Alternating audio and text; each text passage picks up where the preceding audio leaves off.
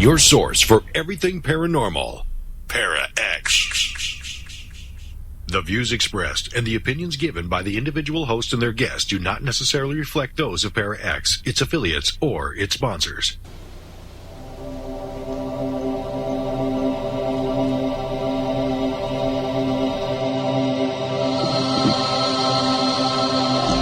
Merry meet and merry part, bright the cheeks and warm the heart.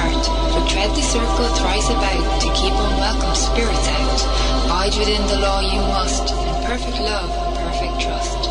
Mind the threefold laws you should, 3 times bad and 3 times good. These 8 words the read fulfill, and ye harm none, do what ye will.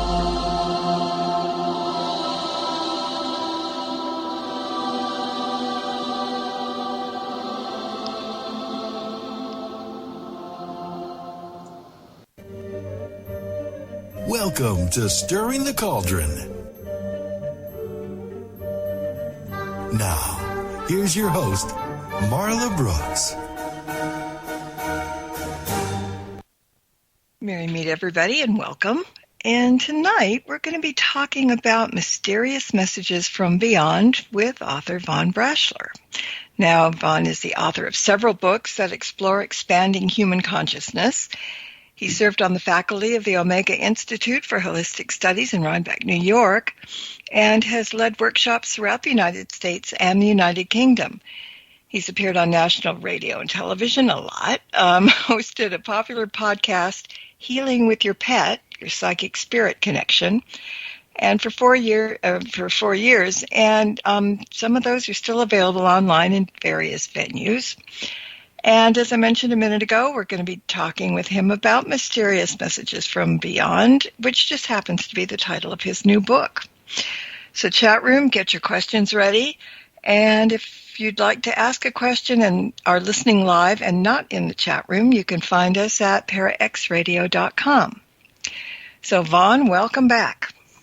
Well, merry meet, sister. How are you? I'm good. I'm good, and your book is good, and we're going to have a fun time tonight, I'm sure. Oh, yeah. And you know, okay, so we're talking about mysterious messages from beyond, and I'm going to start off by saying that I think we all have heard messages from beyond in one form or another, even if we didn't realize it at the time. Is that kind of a good guess? Yes, that's my opening salvo in the book. Is you probably have had an experience like this, and you just shook your head and said, "No, that can't be." Well, it happens to everybody. And it would be nicer if they really knew, too. Indeed. Yeah. But, you know, right off the bat, you said that the book isn't a scientific study. It's a book of stories from real people who claim they have received strange messages from beyond, and that includes yourself. And some people get excited about things like this happening to them, but others are maybe confused by when it happens and don't want to talk about it for fear of being ridiculed, maybe as a crackpot, or, you know, maybe they think they're getting a bit insane themselves. So how common is this phenomenon of getting messages from beyond? Well, let me just try some scenarios on folks out there. You know, have you ever walked through the woods alone in the middle of nowhere, and you know there's nobody out there but you, and you hear your name called, or you hear music played, and you can't really locate where it's coming from? It seems to have no particular direction, no particular source. It seems to be happening inside you. And you concentrate and you can hear it, and then your concentration wanes and you don't hear it. And you shake your head and say, what a vivid imagination I have. Where did that come from? Well, have you ever been lying in bed in the middle of the morning, in the middle of the morning, first thing in the morning, and you're like almost awake, and okay, now you're fully awake, and your eyes are wide open, and you hear your name called, or you hear, this is what I used to get, people would be reciting numbers, and I'm thinking like, oh my God. What? You know, they say like 37, 38, 39, 40. You know, it's like, what? You know, and it's like, where is this coming from? Mm-hmm. And I've been in a room with somebody, I'll say, like, do you hear that voice? It's very distinct. It even has an accent. And what I get back is, what voice? What are you talking about? We tend to think these things are happening purely in our imagination. They're like fabricated inside our mind. But I ask people, consider whether this is really part of your memory. Is this really part of your stored memories? Is this in your frame of reference? Is this something that you're analyzing and playing back for consideration or remembering? Or is this something totally off the wall? Well, people will get calls, A lot of people will be standing by the phone and they say, I think this phone is going to ring. And I think I know who's going to call me. And it rings, and it is indeed that person. That happens all the time. Mm-hmm. And yet a little bit more rare, and this has happened to me, and I recite some other classic cases of this happening in the book. People will get calls or a series of calls from someone who is, let's say, hard to determine, hard to distinguish. It's like, who is calling me? And they just keep talking and they don't listen. And it's not a two-way conversation. They're just reciting this thing over and over. And it's like you get, and it's almost often it's a repeated message, and you think, where is this coming from? And sometimes, it's surprising, but you will recognize the voice. Maybe it's a dead friend or a relative. Yeah. And but you were talking about like people turning to somebody and saying, well, did you hear that? Yeah. And that happens a lot. But the way I figured that out, because people are always turning to me and saying, did you hear that? No, I didn't. I think because the message wasn't for me, so that's why I didn't hear it. I mean, it's pretty simple. That's it. What it is targeted conscious thought form projections. That's what it is.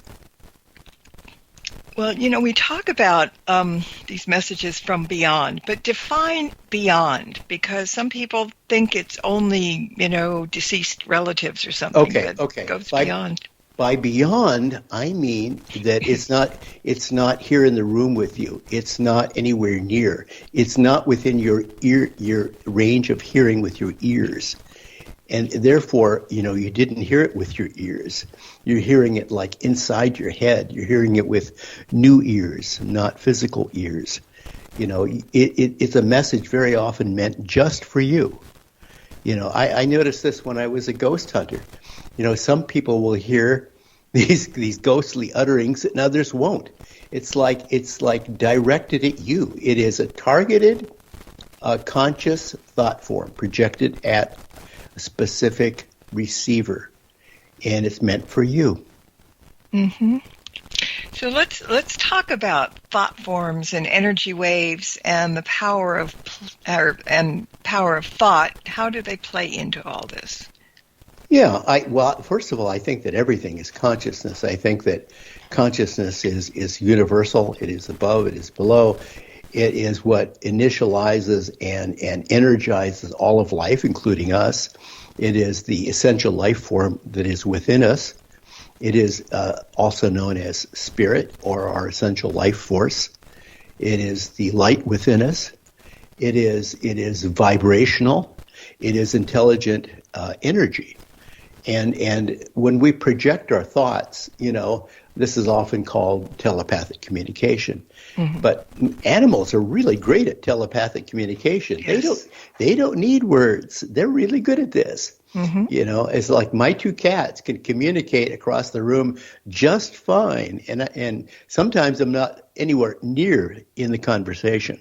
I don't know what's going on, but they know what's going on. Mm-hmm. They're communicating. And it's not all body language. No. They're actually projecting thought forms. I mean, a certain amount has been written about this, and they actually will send telepathic thought forms from themselves to each other. And this happens to us all of the time. I mean, there have been studies about how this can be done and programmed and actually have a specific goal and a target in mind. and an objective in mind with even a group of people, not just one. Like the work by the Japanese researcher Emoto was all about this projecting thought forms, if you think about it. And the Maharishi effect was designed. The so-called Maharishi effect was the Maharishi yoga, telling people to use transcendental meditation to, as a group, send thoughts of peace forward to a specific area. And these experiments have been replicated. The Maharishi effect has been done in various cities across the world, and they found in all of these test cases that I've been able to find a reduction in the incident of crime in these cities as a result of the Maharishi effect. I mean, they have a profound effect on people, but the question is, they only work if you listen. They only work if you listen and hear and take the message within you. You know, you need to make it part of your life. You know, so I remember one of my first teachers was the psychic author Lewis Gittner, and ironically, I'm kind of sitting on an island pretty near where he used to live, and he told me 3 things I needed to learn to do. He said, "Do you want to write it down?" I said, "No, I'll remember, Lewis." And he said, "Listen." He said, "Are you ready for the second thing? Listen." And I said, "The third thing has to be listen." He said, "Listen, listen, listen, listen." He said, "There's so much information, but people don't listen." Now, this is listening in a different way. You know, this is nothing you can record necessarily. Now, in some cases, these things are very audible. You know, the phone will ring and someone's talking to you, you know, and they're speaking, yes, from beyond. They're maybe not even on this earthly plane. They're in a spirit realm, or they're far, far away. Or they're speaking on a phone that's not even connected. That's happened a lot.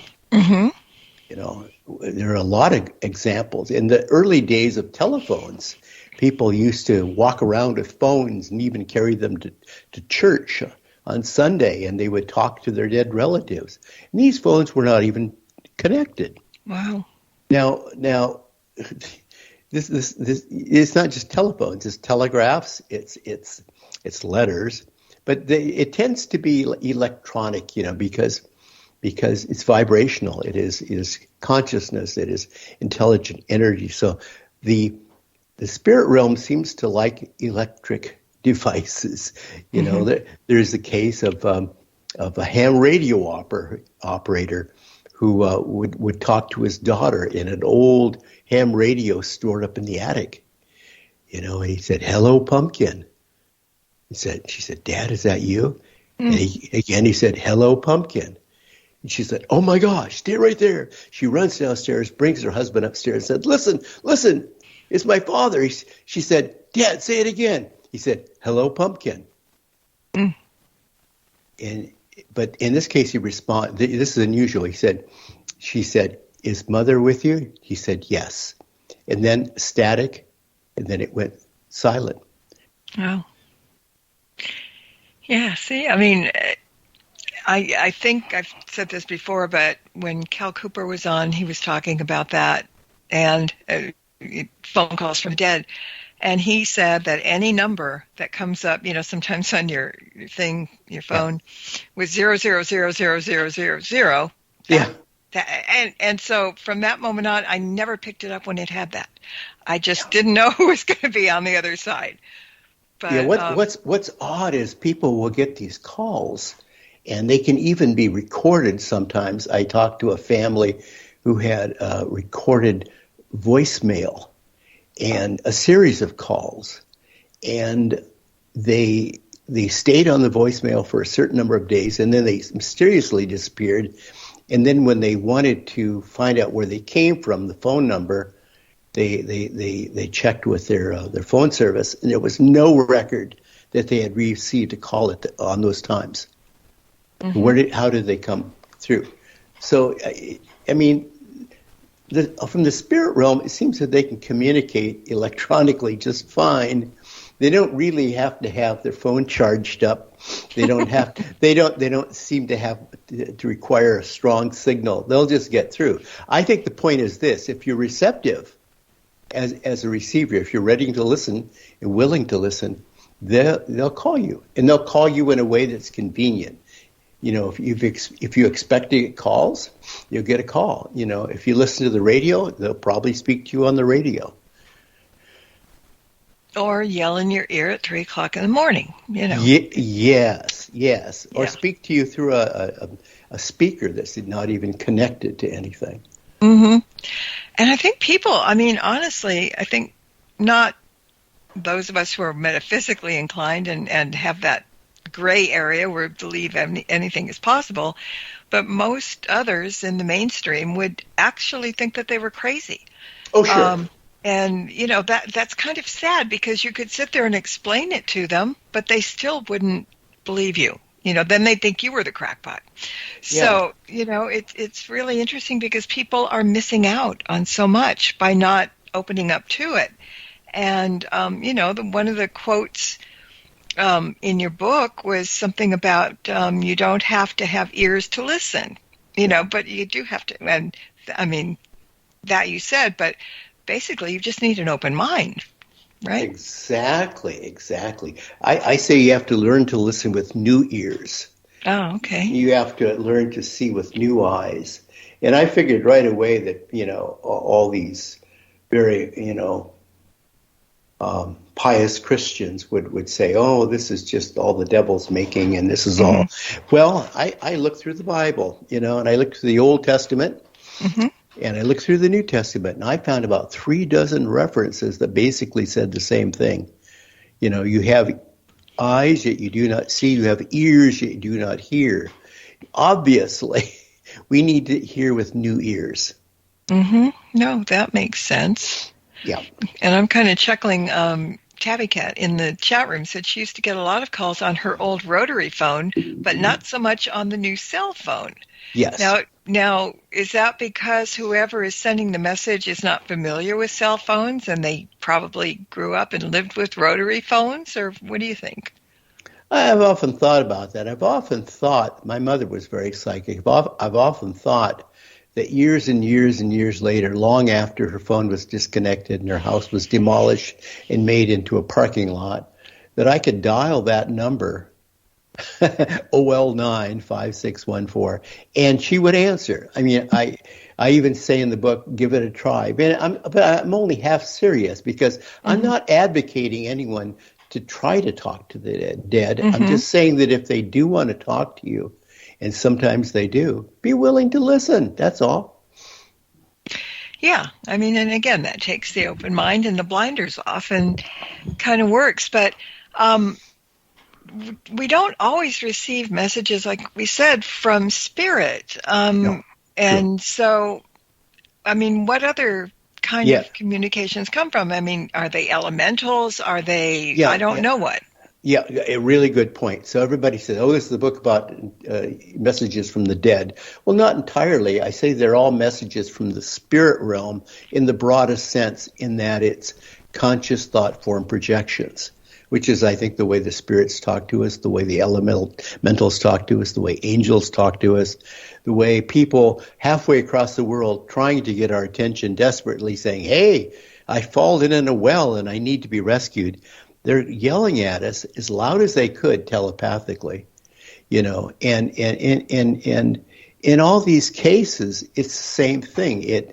One is tempted simply to say these are all telepathic communications, and in a sense, I think they are. Now, there are really good ways to use this. You can use this for an emergency, telegram to reach people. If you want to get somebody's attention, you think about them and you project a thought form. And I have exercises to try to practice this, but also exercises learning to listen, because you have somebody in another room, and in the exercises they project a thought to you, and you sit in the other room very quietly in a certain state of mind, a certain conscious state, and you're trying to receive this. You have to be a willing receiver. Yes. Yeah. So fill us in just a little bit more about the history of these calls. How far does it go back? before telephones, for example. Oh my gosh. Well, telegraph. In 1913 in London, David Wilson claimed that he got a telegraph message, and there was no such source. They could not determine where the source came from, but it was a legitimate telegraph message that came through. These things seem to happen all the time. And then when the telephone was invented in the days of Alexander Graham Bell, Watson, come here, I need you. People started to get these calls. And it's like the spirit realm said, oh, now we can talk to people. They're not listening, but we'll just call them on these phones. And they can't ignore the phone. It rings and they pick it up.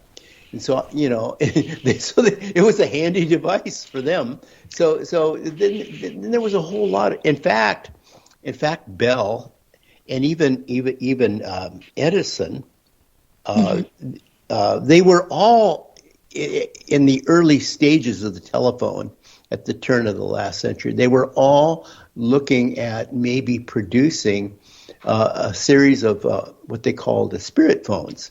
Mm-hmm. These spirit phones would be dedicated. They wouldn't be anything you'd use to call and order groceries or talk to your mother, but they would be dedicated to receiving calls from the spirit realm, and they didn't even need to be hooked up. This is the amazing thing. They didn't need to be hooked up. They were just there.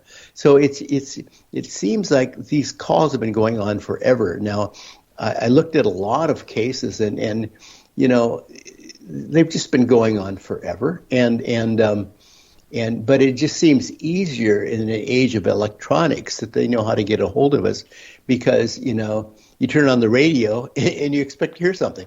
The phone rings and you expect there to be somebody to talk to you.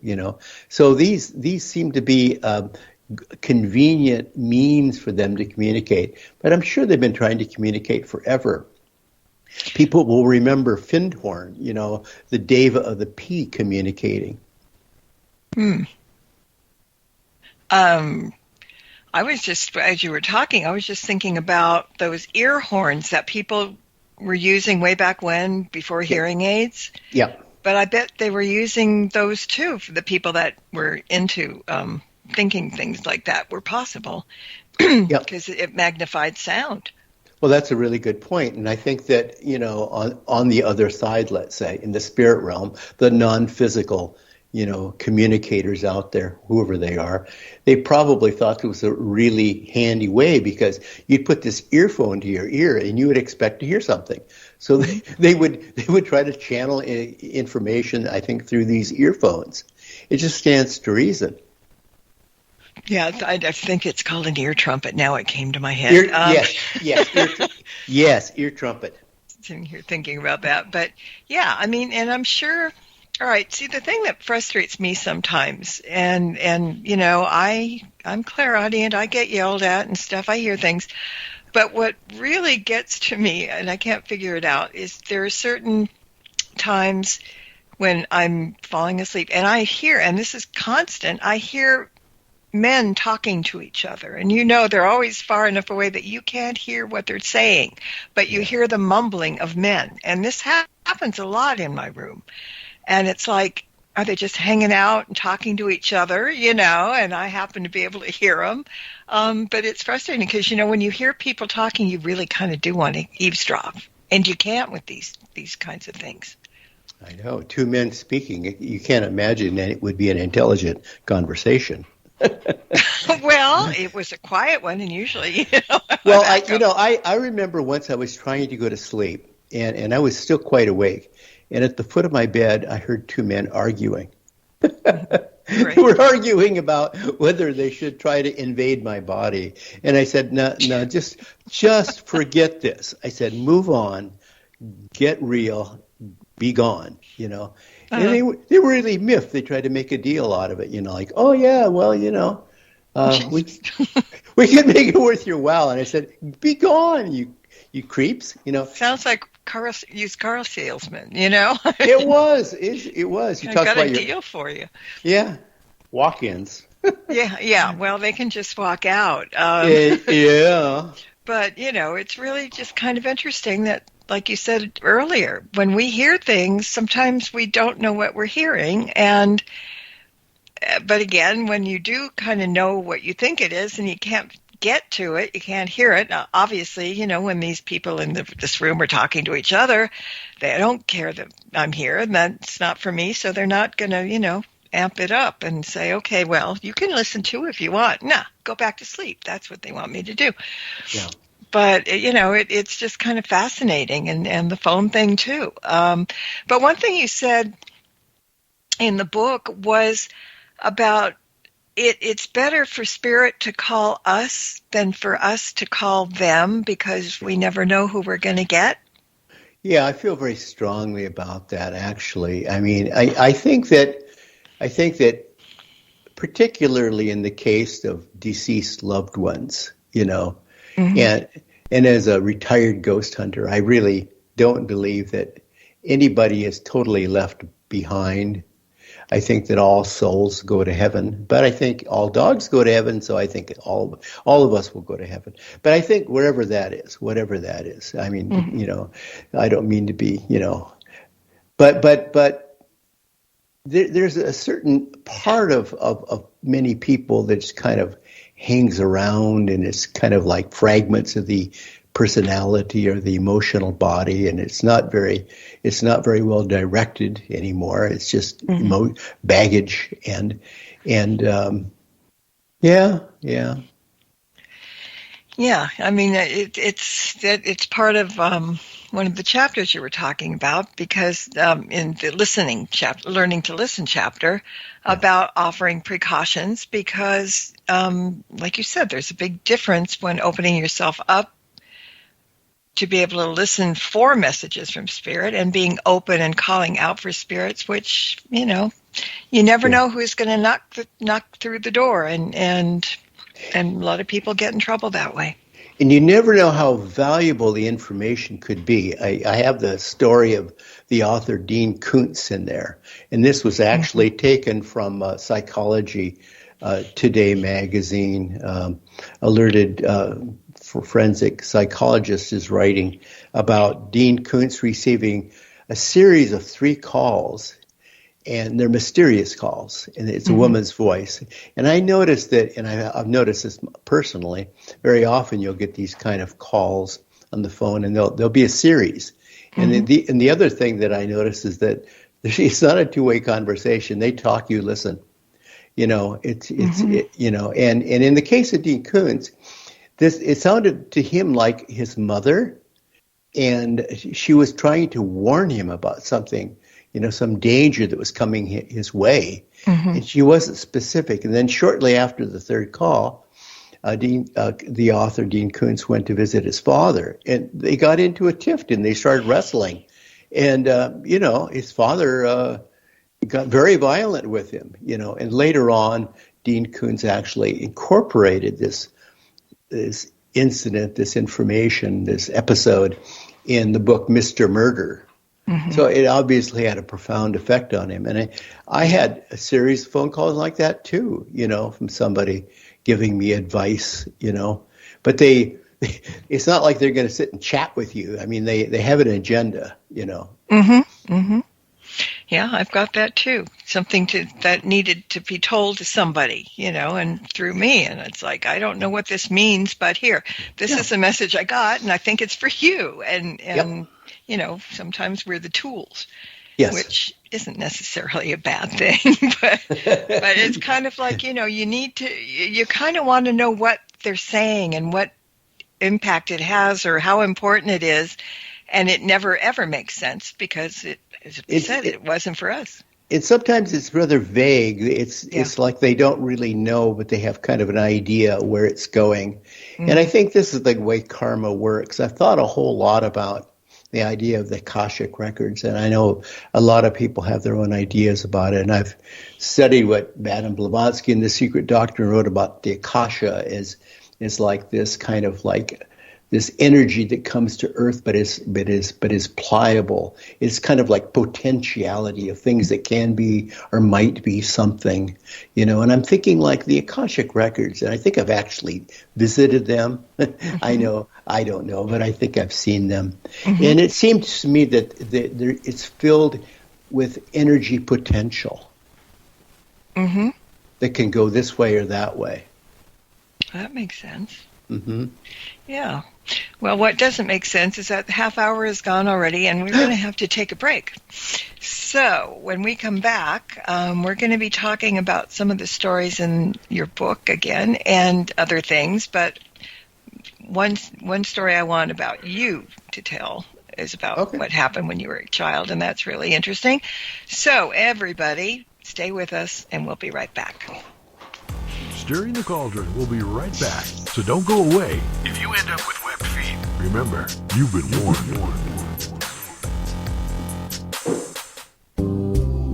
Missed an episode of Stirring the Cauldron? Then be sure to check out marlabrooks.com and check out the archive. And while you're there, check out Marla's weekly Witches Oracle card reading.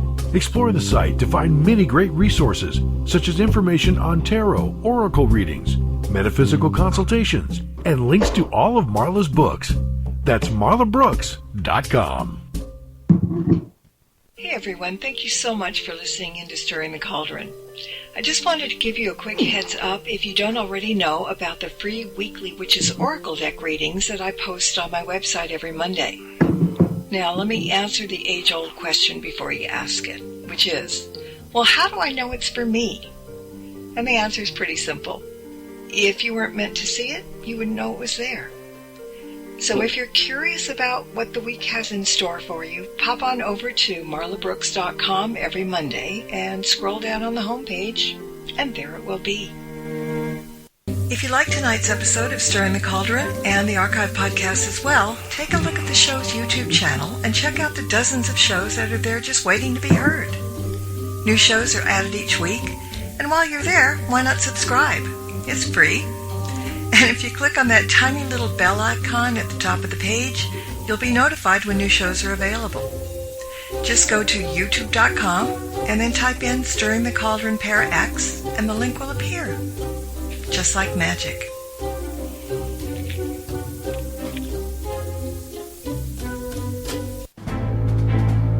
Welcome back to Stirring the Cauldron. Once again, here's your host, Marla Brooks.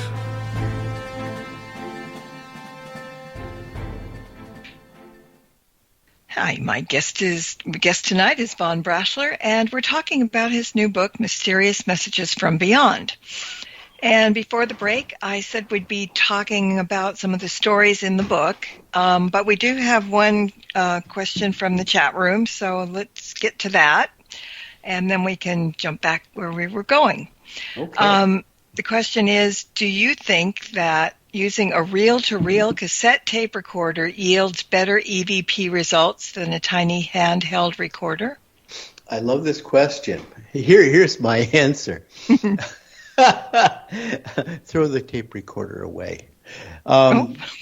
Yes, you can record. You can record the messages. They might, in time, disappear, and they have a way of being very elusive. Moreover, they allow you to hear what they want you to hear. Two people can be in a room, and one person hears it, another person doesn't. If they want to put their voice audibly on any kind of a recording device of any sort, they will, but it will be misleading. Okay, here's an example. It might not be their true voice. It might be another voice. And it is very, very difficult to actually determine with great clarity and definition who's calling and what their true voice is. I'm very suspicious of trying to record pictures or sound recordings of the spirit realm. Now, I'm sorry I've said that because, then we're left with just anecdotes and people's memories. and everybody wants proof, but I don't think there's really good proof out there. I really don't, and yeah, we've all heard these, we've all seen spirit photographs, we've all heard spirit voices recorded, and I think they are able to project their thought forms so you hear and see exactly what they want you to see and hear. I'm sorry if that doesn't satisfy the listener, because it is kind of a cop-out, I understand, but it's honestly the way I feel. Well, actually, the person that asked the question said that makes a whole lot of sense, what you said. Oh my gosh. Sit down. But yeah, that's good. There is one more question that I overlooked before. Oh. And it says, what if you get visions of written text pages, like newspaper, book pages, or kind of loose paper with text? Yes, I actually found examples of that. In fact, letters would be sent. It would be phantom letters. They couldn't determine the source. So it seems that the dead will send letters, or the spirit realm will send letters. There'll be letters that would come from a non-physical person. In other words, messages from beyond that didn't seem to, let's say that you couldn't define the type of paper used, where it was manufactured. You couldn't determine the pen, where it came from, exotic colors. There's examples like that, and things that would be mailed, like printed materials. There's all kinds of ways that they choose to communicate. By them, I mean the non-physical people out there, non-physical messengers out there. They can be angels, they can be spirit guides, they can be deceased loved ones, they can be pets calling you from the other side of the world, quite alive. They can be people lost on a mountain calling for help. It could be almost anything, and it can most certainly be nature spirits trying to communicate with you. Yeah. Some of them would be good. Some of them you might not want to hear what they have to say. So I pose this question, too, in the book. If you don't learn to listen, God could be trying to talk to you, and you won't hear him or her. I prefer to say her. I was trained Dianic, so I always say her. But listen, your angel could be sitting on your shoulder and trying to get your attention or inspire you or guide you. And if you don't listen, it is sad. And I think people, when we talk about listen, it's not like there's somebody human standing next to you and speaking into your ear. We hear the voice, but it's not like, it's hard to explain, isn't it? It's not like hearing the voice, but you hear it in your mind's eye. Yeah, it's like, omnidirectional. You don't know where it's coming from. It could be coming from anywhere and nowhere. It's just dropped inside you. It's dropped inside you. It's literally speaking to you, spirit to spirit. You're hearing it inside you on a spirit level. That's what it is. Okay, yeah, that explains it better, because somebody says, well, what do you hear? And I said, well, I hear my name. I hear this, I that, or a message. Well, what does it sound like? Well, like it's in my head, but it's not exactly in my head. It's audible to me. So, and people that don't understand kind of think that's really weird. And when we ask people to listen to messages from beyond, I always say, listen to the inner you inside you. I know next to nothing, so I always say, I haven't any idea, and I'm very quiet, and then a voice inside me says, now listen, silly person. This is the way it is. And I'm thinking, it's like every one of us has a very wise person inside. That is your spirit. And we do really need to listen. Yeah. All right. So I want you to talk about your personal history with these types of messages, because for you it goes back to childhood, about a radio message when there was no radio, and then how it led to an event that included railroad tracks. Yeah. So here I am. I'm like 12 years old, I think, and I'm living in Everett, Washington, and I'm in the middle of there's a bay on one side of town and there's a river on the other side. So people would say, I live over by Riverside, or I live over by Bayside. I lived in the middle. And I'm in the backyard one day, nice summer day, and I'm starting to hear music, and it's like top 40s, but they're real pretty songs I hadn't heard before. And I'm hearing them. I'm thinking like, gee, I wonder if I'm hearing them on fillings in my teeth. And I said, I've never heard of such a silly thing.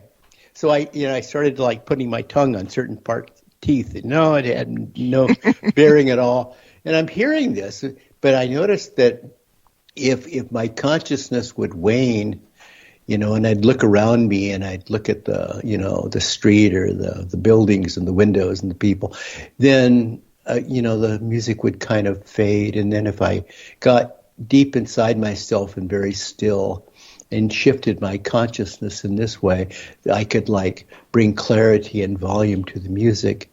And I'm listening to quite a lot of songs, and I'm wondering like, where is the station?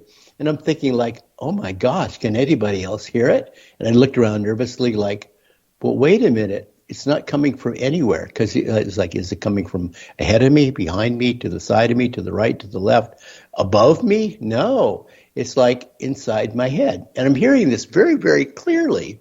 And it's not like a memory of a song. It's like really clearly audible inside my head. And then I look out at the front street and I realize something very, very strange, that there's no railroad track that runs in front of my house. Now, this has bearing because the previous summer, I joined a bunch of friends who said, let's hop on those old school buses, those yellow school buses. And we'd ride out 20 miles away to a berry field. And we'd supposedly be field hands and pick berries. Well, our plan was just to eat a lot of berries and go swimming in the river, which was great fun. So that's what we did. And but after a few days, I went to the river and I got really sick. And I came to the man who was the field boss. And he said, where have you been? Because I never turned in any berries that I'd picked, And he said, where have you been? I said, I'm very sick. I need to go home. And he said, you'll have to wait for the bus like everyone else. And I said, I had this sharp abdominal pain on my right side. Oh, my gosh, it felt awful. Now, I think that when people get really, really sick, something just kicks in. There's your inner self just kicks in. Your spirit says, got to get out of here. This is when you can lift the car, off the ground and do amazing things like that. Well, in this case, I heard this voice inside me say, you can walk on the railroad track and it'll take you to your home. And I said, railroad track, because every day I noticed we would come to the berry field and we'd at the edge of the berry field, turning off the main road, we'd cross a railroad track. And I said, yeah, I'll get on that railroad track and it'll take me to my home. And why I thought that, I don't know. I mean, I didn't know exactly where those tracks led, switchbacks and so forth. I didn't know that they would actually lead to my home. But I went on the railroad tracks. My friend said, come back. Well, I rounded the bend and they couldn't see me anymore. And then I took one more step after I rounded the bend and everything went dark. And then the next instant, I knew I was in front of my house, and it was like the sun was setting, and I stepped off the railroad track. I remember how high it was off from the main road. I stepped off the railroad track, and I went through the front door. I told my mother I was very, very sick. She called the doctor. They rushed me to the hospital. My appendix had burst, and we caught it just in time. Mm. So the next year, I hear this music, and I am forced, after a year of ignoring how this could possibly have worked, how it could possibly have been instantaneously moved to my house on railroad tracks that didn't go to my house, how I could have heard such a voice, how it could have made any sense at all. and I'm forced finally, after ignoring this and not telling anyone my story, to look out and admit there were no railroad tracks that led to my house. Now, 2 years later, we moved north of there, and the railroad tracks were in front of my house. It's very strange. Mm-hmm. So I think I told this also in my book, Time Shifts, as I recall. The point I want to make here is that in terms of non-physical messages, non-physical projected thought forms, messages from beyond, are intelligent energy that's projected and received. It is not physical. It is consciousness. It is vibrations. It is energy transmitted. And consequently, as non-physical, as pure energy, it is beyond space and time. Mm-hmm. It's you can peel back the layers like with an onion, and there's just so many layers that you can get to, and if you start doing that, things start making more sense, right? Yeah, the thing about an onion, I always thought, is like, which part is the onion? People always say, oh, no, that's not the onion. Take that. That's just skin. That's not the onion. That's not the onion. That's not the onion. Layers, layers, layers. Every last bit of it is the onion. Mm-hmm. And the inner onion is the part that you really, people want to listen to. So I think that people really need to learn to listen. Mm-hmm. Yeah, and there are several exercises in the book that deals with that. Did you like that segue? That was really good. We didn't plan this one. Thank you. But yeah, I mean, many exercises, one of them deals with nonverbal communication. That brings telepathy into play. Yeah. And what was interesting about that, you were talking about how we can telepathically connect with someone, and you mentioned this earlier on the show, but we can also send messages with telepathy to groups of people. Yes. And that, to me, that sounds kind of tricky. I mean, how do you send a message to a group as opposed to one person? Because you focus on one person, but you can't necessarily focus on a group. Well, that goes back to the Maharishi effect, or the experiments of Emoto in Japan, is that everyone in the group has the same idea. There's a story of Sybil Leek and Ian Fleming that would conspire during World War II to project the overwhelming thought of peacefulness in the earth. And how they thought that, it had an effect. Well, how many other people did that? You see? Yeah. So, I mean, this is like, you'll have a group of people at a memorial service, and they'll all be thinking the same thing, Mm-hmm. I think a group thought power is very, very strong. People think about like group anthems or group prayers or group chants, group recitation, group meditations, and they can be silent. They can be silent because basically what you're doing is sending a thought form projection. Mm-hmm.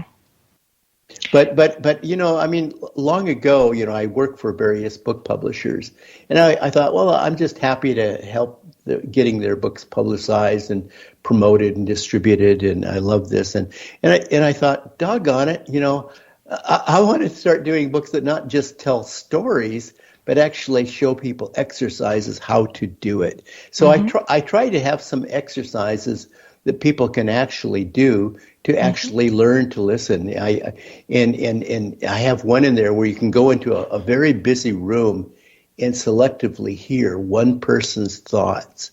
And this takes a little bit of practice. If you go into a busy, crowded room where everybody's talking and there's lots of chatter and noise, hearing one person's thought is very difficult, but it's a very good exercise. I think once you're able to do that, you're kind of really good at other things, every different part of it, because that would be really difficult to do, I would think, because noise is distracting. So to get that noise parted like the Red Sea and hit to one person, that's kind of amazing. But we selectively see everything. We selectively choose moments that we're going to observe. This used to confound me when I was a journalist, because I said, what am I missing here? And it's like, I finally concluded 85 to 90% of everything I was missing here. Because, we're very selective in what we see. We choose to see what we choose to process after we've seen it, and then it goes along with that line, what we choose to listen to, what we choose to hear. So there can be a way to selectively hear what you need to hear. Yeah. And there's so many exercises in the book. I mean, very simple, you don't have to be Einstein to do them. I mean, they're, you just need a little practice makes perfect, and follow the instructions, and it works. And they're fun to do with someone else, like have another person in the room or someone to work with you. Yeah, the telepathy part, yeah. Yeah. Mm-hmm. Yeah.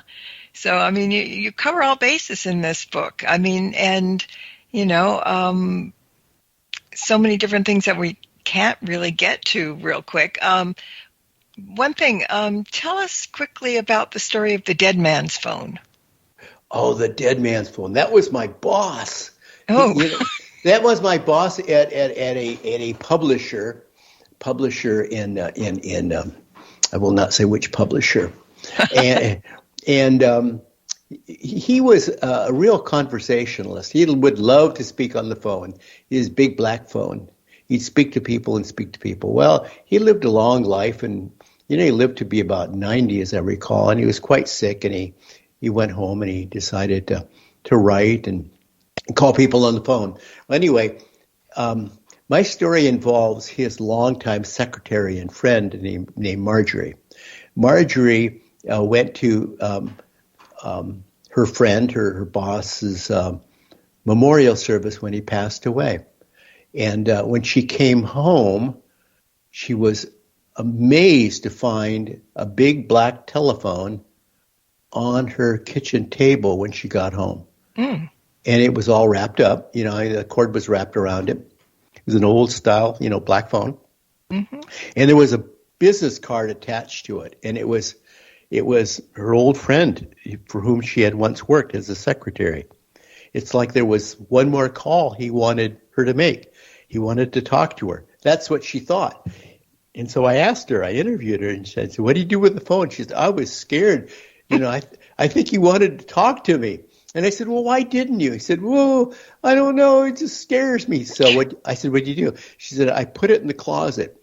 And she showed me it was in the closet. Mm-hmm. So I got really intrigued. I said, well, can you think where that phone might have come from? I never saw that phone before. I don't know why it was there. It was his card. It was his phone, I guess. So it was a mystery to her. So I went to lunch with the widow of our former employer, and we went to a nice little grill. And I said, now I have to ask you about your husband's phone. And she said, oh, yeah. He loved that phone. I said, well, now Marjorie says that when she came back from his memorial service, it was on the kitchen table with this card attached to it. She said, really? And I said, can you explain that? She said, I have no idea. I said, when have you last seen the phone? He said, well, I don't know. It was in his office. I haven't seen it. I mean, I don't know where it is. It's a mysterious thing, how things can appear like that. But I do think that the spirit realm likes to talk to us. Mm-hmm. Well, that sounds like it came as an apport, But that's amazing. Because people say, well, my uncle used to throw dimes away, and now I find dimes everywhere. And that's kind of, okay, that's a good apport, little dimes. But a phone, imagine that. Yeah. A phone, yeah. Sometimes it just amazes you what physically they can do. One thing is like when you get a call and you have a dialogue. Dialogues are rare. I mean, I've received calls like that, but never like a two-way dialogue. It's extremely rare. I mean, it happens. Mm-hmm. Like there's the course of Hello Pumpkin. But those in like things manifesting like out of the blue, like the phone. It's like, whoa. I mean, this woman lives alone. She doesn't go run around picking up phones at garage sales and forgetting about them. I mean, this is, she's got, one phone she uses. No, she's not looking for extra phones. It's implausible that phone would have been there. Yeah, I really like that. I mean, it happens, I mean, we say magic happens. Well, so does this. I mean, it's probably a form of magic in some ways. And what I'm thinking, I was going to talk about this, but we probably don't have enough time to do it justice. But I wanted to talk about pets and how they communicate with us and everything. And, we mentioned about your show, Healing with Your Pet, which is your psychic connection. So I think I'm going to ask you back to talk about I'd love communicating with pets and that would be fun because I have a lot of pet stories. And I have my cat who disappeared a year ago when I moved out here to the islands. It just pops up on my computer from time to time. Once again, electronic devices. It'll just pop it on my computer, and there it'll be. And I say three things. I say, hello, midnight. I love you. I miss you too. And when I say those three things, the picture dissolves. Wow. That's pretty cool. Yeah, so I think that'll make a good show. And so we'll talk about it then, because if we start talking about now, then, we get the hook, and that's not good. So in the meantime, I want to thank you for coming in and sharing the book. It's an interesting topic, and the book is full of stories and exercises. So, it's one thing to read, but when you get hands-on, it makes so much better a time. And, as you said, again, at the end of the book, too, we all must learn to listen. So much depends on it. Yes, indeed. Yeah. So everybody, tell everybody where they can find you and your books and all that good stuff. Well, I'm living on an island in the middle of nowhere, so it's hard to find me. You can find me, I guess, at Amazon, and you look under the author page there, and you can read where I'm going to be and what I'm doing and what I'm up to, and then you can go to Facebook /V Braschler. Or you can drop me a line on LinkedIn or even on Twitter. You're not hard to find, which is always a good thing.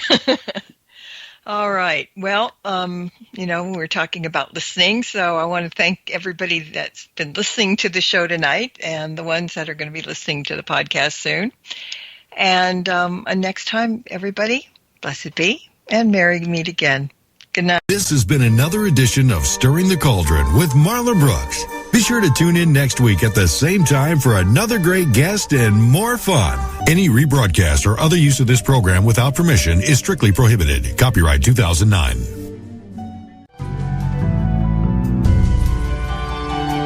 You have been listening to the Para X Radio Network.